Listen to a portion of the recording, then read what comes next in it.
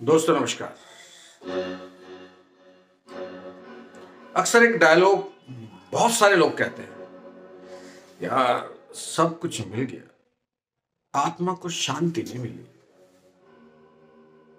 आत्मा को शांति नहीं मिली, अपने लिए नहीं करा, अपने को तो सब कुछ मिल गया, धन दौलत शोहरत जो भी चाहिए था, मगर आत्मा को शांति नहीं मिली।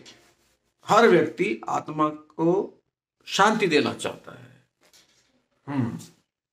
दूसरा क्या कहते हैं, भाई सब कुछ प्राप्त हो गया पर ज्ञान प्राप्त नहीं हुआ। बड़े बड़े साधु महात्मा के मैंने देखे हैं, उससे वहां पे ज्ञान प्राप्त हुआ, यानी कि सबसे बड़ी प्राप्ति क्या हुई? ज्ञान।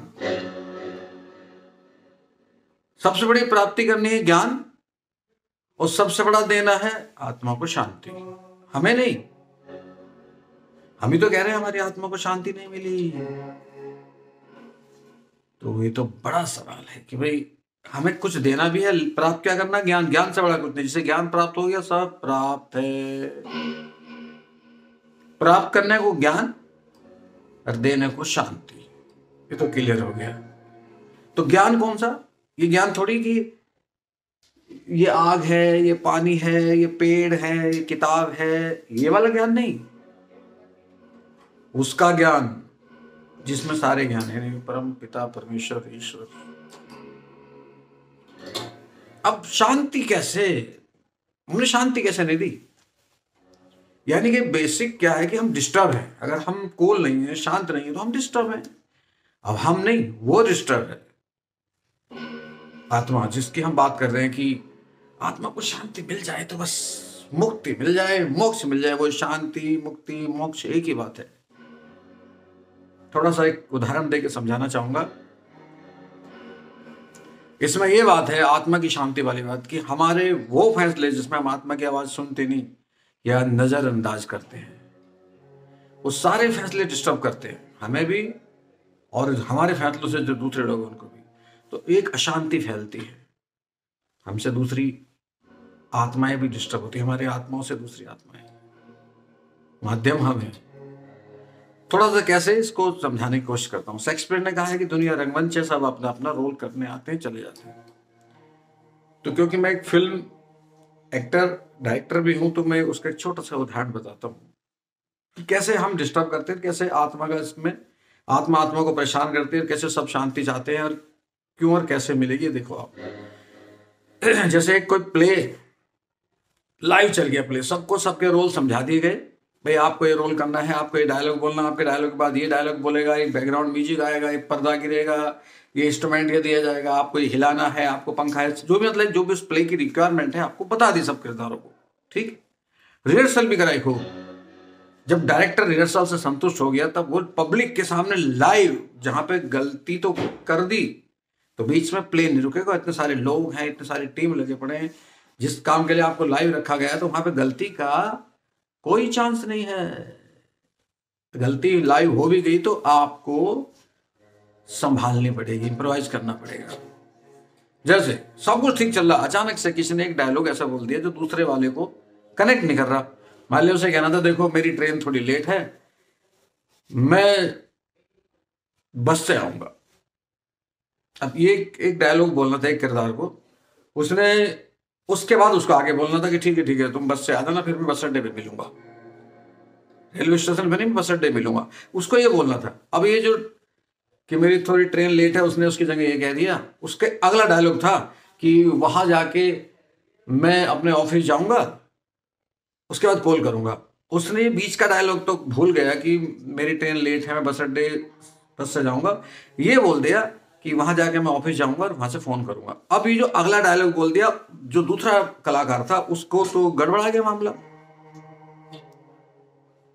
यानी आपकी गलती से दूसरे वाले को भी गलती हो गई, दूसरे वाले भी डिस्टर्ब, जो प्ले का टाइमिंग था वो डिस्टर्ब। डायरेक्टर आपको देख रहा है, क्या बोल दिया, सब कलाकार देख रही है, क्या बोल दिया, कुछ पर्दे पे कुछ पर्दे के पीछे, कुछ पब्लिक भी देख रही, समझ में नहीं आ रहा। इसने ये कह दिया कि भाई, इसे कहना यह था कि मेरी गाड़ी लेट है और मैं ट्रेन से नहीं बस से आऊंगा। उसको ये कहना था ठीक है मैं आपका बस अड्डे पे इंतजार करूंगा। फिर इसको ये कहना था कि ठीक है मैं पहले ऑफिस जाऊंगा फिर कॉल करूंगा।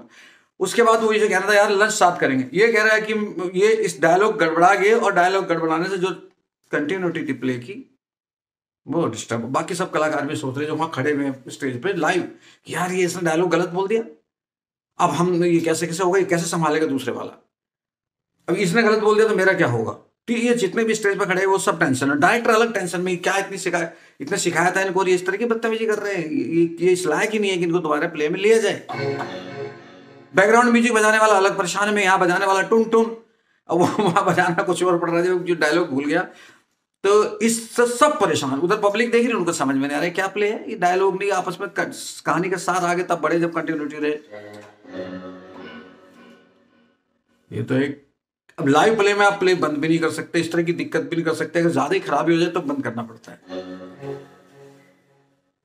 अब आप ये सोचिए, एक कलाकार के एक्टिंग करते हुए दूसरे कलाकार को कितनी दिक्कत हुई, दूसरे तीसरे को, सारे कलाकारों को, सब अगर ये सोचेंगे इसने गलती कर दी तो अपना डायलॉग याद कैसे रखेंगे, उनकी स्मृति में गड़बड़ हो जाएगा, उनको अपना डायलॉग याद करना है कि मुझे क्या बोलना है, वो ये सोच रहे ये कलाकार सही बोले तो ये सही करे, हम तुम्हारे पास नंबर आएगा, उसका दिमाग, सबका दिमाग डिस्टर्ब हो गया, बजाने वाले का दिमाग डिस्टर्ब, डायरेक्टर का दिमाग डिस्टर्ब, सामने ऑडियंस बैठी दिमाग डिस्टर्ब, एक के डिस्टर्ब होने से वो खुद भी सोच रहा है जिससे डायलॉग भूल गया, यार मेरे से गलती होगी भाई, मुझे तो ये नहीं बोलना था, आप कैसे बोलो, तो टाइम गया, इतना टाइम थोड़ी क्या आप याद करके बोलते हो, कंटिन्यूटी लाइव में ये नहीं होती है, आपको तो बोलना ही है। ये तो था कि आपसे गलती से हो गया, कुछ जानबूझ के भी करते हैं, सब फंसाना है सामने वाले को, भाड़ में जाए डायरेक्टर, भाड़ में जाए ऑडियंस, भाड़ में जाए कलाकार, मुझे प्ले होने नहीं देना, मुझे डायलॉग ये नहीं बोलना, कुछ और बोलना। रावण ने रामायण में ये कहा था, कुछ ऐसा बोल दिया, उसने बोलना ही था जो मैं कह रहा था कि बस अड्डे पे आऊंगा, ट्रेन लेट है, तो वो सामने वाला तो टेंशन हो जाएगा, ये तो डायलॉग था ही नहीं। कुछ लोग ऐसे भी करते हैं। तो ये तो मैंने सिर्फ आपसे ये कहा कि प्ले में अगर आप भूल जाओ या जानबूझ के करो तो पूरे प्ले का बेड़ा गर्क है। अब जिंदगी पा जाओ, जिंदगी में आपको हर सेकंड जीवन का हर एक पल हमको एक चौराहे पर लाएगा, सफल वही होगा जीवन में जो सही राह चुन जाएगा। हर समय मंथन है, फैसलों का मंथन, गलत और सही में से छांटने होते हैं आपको, फिर राह तैयार होती है जीवन की। राह का मतलब यहाँ पे ये राह नहीं जो सड़क पे चलते हैं, वो जीवन की राह, उसके बारे में अगला वीडियो बनाऊंगा, दूसरा कोई। तो हम जो ऐसे फैसले लेते हैं जिनसे हमारी आत्मा कहते नहीं ये गलत है, मत लो, हम उसको फैसले ले लेते हैं, उस गलत फैसले से दूसरे पे भी गलत प्रभाव पड़ता है, उसकी आत्मा भी उसे कहती है कि नहीं वो आदमी गलत कर रहा है, उसका फैसला गलत है, तुम सोचो। तो ऐसे ही करके ये सारे गलत गलत गलत गलत फैसले ये हो के सबकी आत्माएं अशांत है। अब आत्मा आपको दंड तो दे नहीं, दंड तो कर्म के हिसाब से मिलता है, फिर टाइम लगता है, 1 साल पढ़ना पड़ता है तब आप पास फेल होते हैं। तो ये तो विद्यालय की बात है। जिंदगी की बात, जिंदगी के रंगमंच की बात थोड़ा दूसरे तरीके की है। तो आत्मा की शांति की बात की थी मैंने, सबसे बड़ी प्राप्ति ज्ञान है, और सबसे बड़ा हमें जो देना है वो आत्मा को शांति देनी है। आत्मा तो खुद ही परमात्मा से जुड़ी हुई, उन्हें शांति की जरूरत नहीं, शांति की जरूरत हमें है, मुक्ति और मोक्ष की। हमसे जो गलतियां हुई जाने अनजाने में, उनको कैसे, उनके बोझ को कैसे उतारा जाए, इस पर अगला वीडियो बनेगा दोस्तों। कैसा लगा कमेंट करके बताइएगा।